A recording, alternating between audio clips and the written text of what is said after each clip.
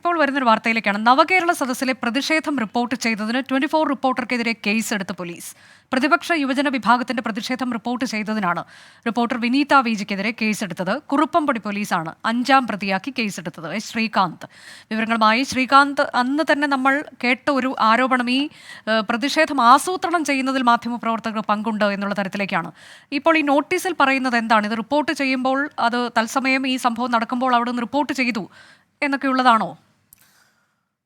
കഴിഞ്ഞ ദിവസമാണ്, ഇന്നലെയാണ് ഇത് സംബന്ധിച്ച് രണ്ട് നോട്ടീസുകൾ വരുന്നത് അനുജ. കാരണം അതിൽ ചൂണ്ടിക്കാണിച്ചത് ഇങ്ങനെയാണ്: വിനീത വിജിക്ക്, ഈ റിപ്പോർട്ടർ, ആ സംഭവം അവിടെ നിന്നും ലൈവായി റിപ്പോർട്ട് ചെയ്ത വിനീത വിജിക്ക് വന്ന നോട്ടീസിൽ ചൂണ്ടിക്കാണിക്കുന്നത്, 41A പ്രകാരമുള്ള നോട്ടീസിൽ ചൂണ്ടിക്കാണിക്കുന്നത്, അവിടെ നടന്നിട്ടുള്ള മുഖ്യമന്ത്രിക്ക് നേരെ ഷൂവേറ് അടക്കം നടന്ന സംഭവത്തിൽ നിങ്ങളുടെ സാന്നിധ്യം ആ സ്ഥലത്തുണ്ടായതായി ഞങ്ങൾക്ക് വ്യക്തമായിട്ടുള്ളതാണ്. അതിന്റെ അടിസ്ഥാനത്തിൽ നിങ്ങൾ ചോദ്യം ചെയ്യാൻ ഹാജരാകണം. ഇതാണ് വിനീത വിജിക്ക് നൽകിയ 41A പ്രകാരമുള്ള നോട്ടീസിൽ ചൂണ്ടിക്കാണിക്കുന്നത്.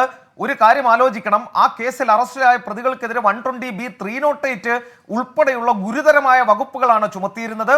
അതേ വകുപ്പുകൾ പ്രകാരമുള്ള ആ കേസിലാണ്, അതേ കേസിൽ തന്നെയാണ് ഇപ്പോൾ വിനീത വിജിയെയും മാധ്യമപ്രവർത്തകയായ ആ സംഭവം അവിടെ റിപ്പോർട്ട് ചെയ്ത പ്രതിഷേധം, ഈ പ്രതിപക്ഷ പ്രതിഷേധം റിപ്പോർട്ട് ചെയ്ത പ്രവർത്തകർക്കെതിരെയും ചുമത്തിയിരിക്കുന്നത്. 5-ാം പ്രതിയാക്കിയാണ് കേസെടുത്തിരിക്കുന്നത്.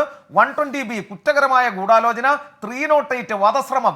ഇത് പരിഹാസ്യം എന്നല്ലാതെ പറയാൻ സാധിക്കില്ല. കുറുപ്പംപടി പോലീസിന്റെ ഭാഗത്തു നിന്നും ഉണ്ടായിട്ടുള്ളത് അതിരുകടന്ന പ്രവർത്തനമായി മാത്രമേ കാണാൻ സാധിക്കൂ. പരിഹാസ്യമായ പ്രവർത്തനം ഉണ്ടായിരിക്കുന്നു എന്ന് പറയാതിരിക്കാനാകില്ല. ഒരു മാധ്യമ പ്രവർത്തക തൻ്റെ കടമ, താൻ ചെയ്യേണ്ട തൊഴിൽ, അതൊരു തൊഴിലിടത്തിൽ എടുക്കുന്നതുമായി ബന്ധപ്പെട്ട് അവിടെ എത്തിയതിന്റെ പേരിൽ നിങ്ങളുടെ സാന്നിധ്യം ആ പ്രതിഷേധ സ്ഥലത്തുണ്ടായി എന്നാണ് കുറുപ്പംപടി പോലീസ് പറയുന്നത്. ഇങ്ങനെ ഒരു സംഭവം നടക്കുമ്പോൾ, നവകേരള സദസ്സ് പോകുമ്പോൾ സ്വാഭാവികമായും റിപ്പോർട്ട് ചെയ്യാൻ മാധ്യമപ്രവർത്തകർ അതിനൊപ്പം പോകും. അതിനിടയിൽ പ്രതിഷേധമുണ്ടാകും, അത് റിപ്പോർട്ട് ചെയ്യുകയും ചെയ്യും. അത്തരത്തിൽ റിപ്പോർട്ട് ചെയ്ത ആ ഷൂ എറിഞ്ഞ സ്ഥലത്ത് നിങ്ങളുടെ സാന്നിധ്യമുണ്ട്. ആ സാന്നിധ്യം ഉണ്ടായതിൽ ഞങ്ങൾക്ക് ചില സംശയങ്ങളുണ്ട്. ആ സംശയം തീർക്കുന്നതിന് വേണ്ടി നിങ്ങൾ ചോദ്യം ചെയ്യലിന് ഹാജരാകണം എന്നാണ് പോലീസ് ആവശ്യപ്പെടുന്നത്.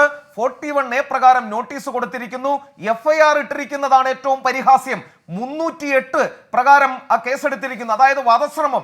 ബസ്സിൽ സഞ്ചരിക്കുകയായിരുന്ന മുഖ്യമന്ത്രിക്ക് നേരെ ഷൂ വലിച്ചെറിഞ്ഞ് പ്രതിഷേധം രേഖപ്പെടുത്തിയ യൂത്ത് കോൺഗ്രസ് KSU പ്രവർത്തകർക്കൊപ്പം ഈ വാർത്ത റിപ്പോർട്ട് ചെയ്ത മാധ്യമ പ്രവർത്തകയും മുഖ്യമന്ത്രിയെ കൊലപ്പെടുത്താൻ ലക്ഷ്യമിട്ടു, വധശ്രമം നടത്തി, ഈ വധശ്രമത്തിന് പദ്ധതിയിട്ടു എന്നുള്ളതാണ് കുറുപ്പംപടി പോലീസ് ആരോപിക്കുന്നത്. കുറുപ്പംപടി CI ആണ് ഇത്തരത്തിലൊരു നോട്ടീസ് അയച്ചത്. രണ്ടാമത്തേത്, ഇതുമായി ബന്ധപ്പെട്ട് ഈ സംഭവത്തിൽ മറ്റൊരു നോട്ടീസ് കൂടി അയച്ചിട്ടുണ്ടായിരുന്നു. അത് ഇന്നലെയാണ് അയച്ചത്. അത് ബ്യൂറോ ചീഫ് എന്ന നിലയിൽ അത് എനിക്ക് തന്നെയാണ് അയച്ചിട്ടുള്ളത്. ഇങ്ങനെ ഒരു സംഭവം നടന്നു, ആ സംഭവ സ്ഥലത്ത് നിങ്ങളുടെ റിപ്പോർട്ടർ ഉണ്ടായിരുന്നതായി ശ്രദ്ധയിൽപ്പെട്ടിട്ടുണ്ട്. ബ്യൂറോ ചീഫ് എന്ന നിലയിൽ നിങ്ങൾക്ക് ആ വിഷയത്തിൽ നിങ്ങളെ ചോദ്യം ചെയ്യുന്നതിന് ആഗ്രഹിക്കുന്നു. ഈ കേസ് അന്വേഷിക്കുന്ന ഉദ്യോഗസ്ഥൻ എന്ന നിലയിൽ നിങ്ങൾ ഇന്ന് ഹാജരാകണം എന്ന് പറഞ്ഞ് ഇന്നലെ എനിക്കും ഒരു നോട്ടീസ് നൽകിയിരുന്നു. ഔദ്യോഗിക തിരക്കുകളാൽ ഹാജരാകാനാകില്ല എന്ന് മറുപടിയും നൽകിയതാണ്. ഇന്നിപ്പോൾ അറിയുന്നത് ഇപ്പോൾ കേസെടുത്തിരിക്കുന്നു എന്നുള്ളതാണ്. 5-ാം പ്രതിയാക്കിയാണ് കേസെടുത്തിരിക്കുന്നത്.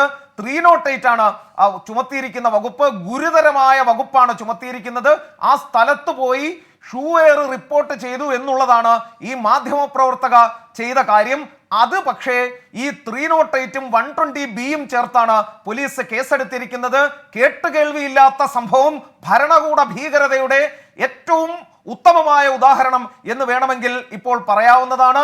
കഴിഞ്ഞ ദിവസം കുറുപ്പംപടി പോലീസ് ഈ വിഷയത്തിൽ നോട്ടീസ് സെർവ് ചെയ്തിരുന്നു. ശേഷം ഇന്നിപ്പോൾ കേസെടുത്തിരിക്കുന്നു കുറുപ്പംപടി പോലീസ്, കുറുപ്പംപടി SHO. അതിൽ ചൂണ്ടിക്കാണിക്കുന്നത് നിങ്ങളുടെ സാന്നിധ്യം അവിടെ ഉണ്ടായിരുന്നു എന്നുള്ളതാണ്. ഈ വാർത്ത റിപ്പോർട്ട് ചെയ്യാൻ പോകുന്ന മാധ്യമ പ്രവർത്തകർ സ്വാഭാവികമായും ആ സ്ഥലത്ത് വിഷ്വൽ മീഡിയ ആകുമ്പോൾ അവരുടെ സാന്നിധ്യം ഉണ്ടാവുക എന്നുള്ളത് സ്വാഭാവികമായ നടപടിയാണ്. അവിടെ എത്തും, ആ സ്ഥലത്തെത്തി റിപ്പോർട്ട് ചെയ്യും. ഈ പ്രതിഷേധിക്കാൻ വരുന്നവർ കരിങ്കൊടിയാണോ കാണിക്കുന്നത്, ഷൂ ആണോ എറിയുന്നത്, നേരെ മറിച്ച് അക്രമത്തിലേക്ക് പോകുമോ എന്നൊന്നും തന്നെ പ്രെഡിക്റ്റ് ചെയ്യാൻ മാധ്യമപ്രവർത്തകർക്ക് സാധിക്കുകയുമില്ല. ആ സംഭവം അവരവിടെ നിന്ന് റിപ്പോർട്ട് ചെയ്യുക എന്നുള്ളതാണ് അവരുടെ ചുമതല. അതാണ് വിനീത വിജി അവിടെ നിർവഹിച്ചത്. വിനീത വിജിക്കെതിരെ ഇപ്പോൾ കേസെടുത്തിരിക്കുന്നു. 5-ാം പ്രതിയാക്കിയാണ് പോലീസ് കേസെടുത്തിരിക്കുന്നത്. എന്ത് ന്യായീകരണം 308ഉം 120Bയും ചുമത്തിയതിന് ഉണ്ട് എന്ന് പറയാൻ കഴിയില്ല. ഇനി ഏറ്റവും രസകരമായ കാര്യം എന്തെന്നാൽ, ഇതിലെ പ്രതികൾക്ക്, അതായത് ഈ ഷൂ എറിഞ്ഞ് പ്രതിഷേധിച്ച പ്രതികൾക്കെതിരെ 308 ഇട്ടതിന് ഈ പറഞ്ഞ കുറുപ്പംപടി പോലീസ് അവിടുത്തെ പെരുമ്പാവൂർ മജിസ്ട്രേറ്റ് കോടതിയിൽ നിന്നും കേട്ട ശകാരത്തിന് കയ്യും കണക്കം ഇല്ല എന്നുള്ളതാണ്. ഈ 308 എങ്ങനെ ഇടാൻ നിങ്ങൾക്ക് സാധിക്കും? ഒരു ഷൂ എറിഞ്ഞാൽ മറിഞ്ഞു പോകുന്നതാണോ ആ ബസ്? തുടങ്ങിയ ചോദ്യങ്ങൾ കൊണ്ട് അങ്ങേയറ്റം പരിഹാസ്യരാക്കിയിരുന്നു കേരള പോലീസിനെ മജിസ്ട്രേറ്റ് കോടതി. ആ കേസിൽ അന്ന് തന്നെ ജാമ്യം തുടരുക. ഇപ്പോൾ രാഹുൽ മാങ്കൂട്ടത്തിൽ യൂത്ത് കോൺഗ്രസ് സംസ്ഥാന അധ്യക്ഷൻ ടെലിഫോൺ ലൈനിലുണ്ട്. രാഹുൽ, KSUവിന്റെ ഷൂവേർ പ്രതിഷേധം അത് റിപ്പോർട്ട് ചെയ്തതിന് ഇപ്പോൾ 24 റിപ്പോർട്ടർക്കെതിരെ കേസ് എടുത്തിരിക്കുകയാണ്. 5-ാം പ്രതിയാക്കി കേസ്. അതിൽ 120B 308 വകുപ്പുകളൊക്കെ ചുമത്തിക്കൊണ്ട് കേസെടുത്തിരിക്കുകയാണ്. വളരെ കൃത്യമായി പറഞ്ഞാൽ അടിയന്തരമായി കേരളത്തിന്റെ മുഖ്യമന്ത്രിയെ ഈ നവകേരള സദസ്സ് കഴിഞ്ഞാൽ മനോനില പരിശോധിക്കാനും അദ്ദേഹത്തിന്റെ മാനസികാരോഗ്യം വീണ്ടെടുക്കാനുമുള്ള ചികിത്സ കൊടുക്കുകയാണ് നമുക്കിപ്പോൾ വേണ്ടുന്നതെന്ന് എനിക്ക് തോന്നുന്നത്. ഇപ്പോ നമുക്ക് എല്ലാവർക്കും അറിയുന്നത് പോലെ നേരത്തെ ഗുണ്ടായുസവും ഗീർവാണവുമായിട്ടൊക്കെ നടക്കുകയായിരുന്നു. ഇപ്പോൾ കേരളത്തിന്റെ മുഖ്യമന്ത്രിയുടെ മനോനില തന്നെ തകർന്നു പോയിരിക്കുകയാണ്. ഇത് കേരളീയ പൊതുസമൂഹം വളരെ ഗൗരവത്തോടു കൂടി സമീപിച്ച് ചികിത്സിക്കുവാനുള്ള നടപടി അത് പൊതുഖജനാവിൽ നിന്ന് എടുക്കുന്നില്ല എങ്കിൽ നമ്മളെല്ലാവരും ഓരോ രൂപ വെച്ച് പിരിവെടുത്തിട്ടായാലും ഇത് ചെയ്യുകയാണ് വേണ്ടത്. ഇത് എങ്ങോട്ടേക്കാണ് ഈ നാടിനെ കൊണ്ടുപോകുന്നത്? ഒരു സംഭവം ഉണ്ടാകുന്നു. ആ കേസ് നിങ്ങൾ ഓർക്കുന്നുണ്ടാകും. ഇത് ആ കേസിനകത്തെ ഈ ഷൂ എറിഞ്ഞു എന്ന് ആരോപിക്കപ്പെടുന്ന KSU ഭാരവാഹിക്കെതിരായിട്ട് വധശ്രമത്തിനാണ് കേരള പോലീസ് കേസെടുത്തത്. ആ വധശ്രമത്തിന് കേസെടുത്തപ്പോൾ ഈ കോടതിയുടെ വരാന്തയിൽ പോലും ആ കേസ് നിൽക്കാതെ ആ കോടതിയുടെ ജാമ്യം കൊടുത്തുകൊണ്ടുള്ള പരാമർശത്തിനകത്ത് ഈ കുറ്റാരോപിതനായ KSU ഭാരവാഹിക്കുള്ളതിനേക്കാൾ പരാമർശം പോലീസിനെതിരായിട്ടായിരുന്നു ഉണ്ടായിരുന്നത്.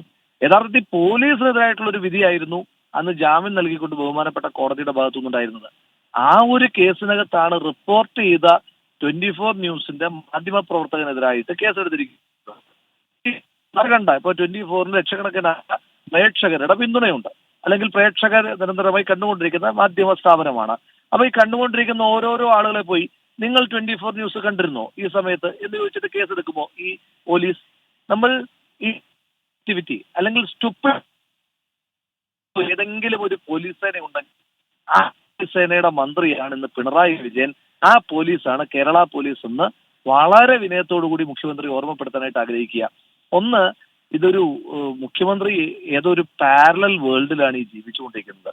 ചുറ്റും സ്തുതിപാഠകരായിട്ടുള്ള കുറെ ആളുകളും ഈ കശുവണ്ടി പരിപ്പ് കഴിച്ച് സൊറ പറയാൻ വരുന്ന കുറേയേറെ മുതലാളിമാരെ മാത്രം കാണുന്നതുകൊണ്ട് ഈ ലോകത്തിൽ യഥാർത്ഥത്തിൽ എന്താ നടക്കുന്നതെന്നുള്ളതിനെ പറ്റി യാതൊരു വിധമായ ധാരണയും അദ്ദേഹത്തിനില്ല. അതുകൊണ്ട് നിരവധി ഉപദേശകരുള്ളതിന്റെ കൂട്ടത്തിൽ ഒരാളെ കൂടി റിയൽ വേൾഡിൽ ഇത് നടക്കുന്നു, പാരൽ വേൾഡിലുള്ള ആ മനുഷ്യനോട് പറഞ്ഞു കൊടുക്കാൻ കൂടി ഒരു ഉപദേശകനെ വെച്ചാൽ ഇമാതിരി തോന്നിവാസങ്ങളൊന്നും ഉണ്ടാകില്ല. എന്തായാലും ഇനിയും ഈ മാധ്യമ സ്വാതന്ത്ര്യം ലോകത്തിലെ ഏതെങ്കിലും അന്റാർട്ടിക്കയിലെങ്കിലും മാധ്യമ സ്വാതന്ത്ര്യം നിഷേധിക്കപ്പെട്ടിട്ടുണ്ടോ?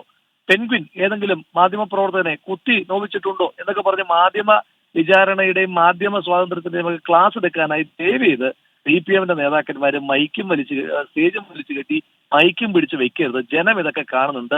ജനം ഇവരുടെയൊക്കെ മുഖത്തിട്ട് ആട്ടും എന്ന് മാത്രമേ. അല്ല, ഇതിലിപ്പോൾ ഈ തന്റെ ജോലി നിർവഹിച്ച ഒരു മാധ്യമ പ്രവർത്തകർക്കെതിരെയാണ് ആ സംഭവം നടക്കുമ്പോൾ അവിടെ സാന്നിധ്യം ഉണ്ടായിരുന്നു എന്ന് പറഞ്ഞുകൊണ്ട് 5-ാം പ്രതിയാക്കി കേസെടുക്കുന്നത്. അതിൽ ചുമത്തിയിരിക്കുന്ന വകുപ്പുകൾ നോക്കൂ, 120B-യും 308-ഉമാണ്. ഇതൊരു കാലത്തും നിലനിൽക്കില്ല എന്നുള്ളത് അറിഞ്ഞുകൊണ്ട് എന്തിനാണ് പോലീസ് ഇങ്ങനെ കേട്ടുകേൾവി ഇല്ലാത്തൊരു നടപടിയിലേക്ക് പുറപ്പെടുന്നത്? എന്തിനാണ് എന്ന് ചോദിച്ചാൽ അത് മാധ്യമപ്രവർത്തകർ എന്ന നിലയിൽ താങ്കൾക്ക് മനസ്സിലായില്ലേ? നിങ്ങളെ വരട്ടാൻ ശ്രമിക്കുകയാണ്. നിങ്ങൾ അവരുടെ സർക്കാരിന്റെ ചൊൽപ്പടിക്ക് നിൽക്കാത്ത ആളുകളാണ് എങ്കിൽ നിങ്ങൾക്ക് 120B ആണ്.